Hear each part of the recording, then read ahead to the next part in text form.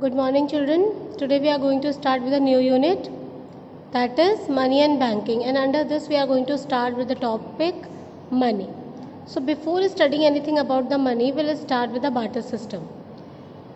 So barter system refers to the exchange of goods for goods, and it is also called C2C economy. So here C stands for commodity. It means commodity to commodity economy. Okay.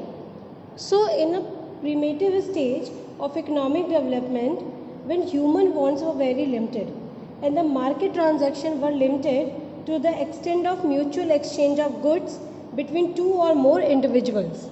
Okay, so that time when the exchange of goods happened with the goods only, so that exchange is known as barter system. Is that clear? In a very short, I can say barter system is a direct exchange of commodity for commodity. Now, because barter system is a direct exchange of commodity for commodity, so there are certain limitations of barter system also. Children, then the very first limitation is lack of double coincidence of want. Now, what is lack of double coincidence of want? So basically in barter system, if they are the two person who want to exchange their goods, okay, then only the barter system is possible. It means they both, the customer, either they are buyer or seller, they both have to fulfillment of mutual want of each other. Okay, when the both of the person are able to fulfill the mutual want of each other, then it is called double coincidence of want.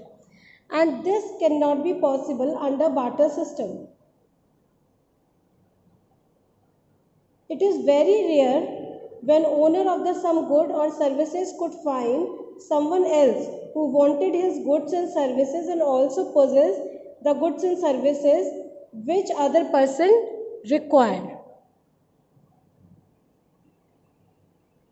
Now, the second is lack of common measure of value. So, children, in the barter system, there is no common measure of value of goods and services in the absence of common unit of measurement. Evaluation of goods and services is not possible. Okay. Now, the third one is lack of a store of value. So under barter system, it is difficult to store wealth for future use.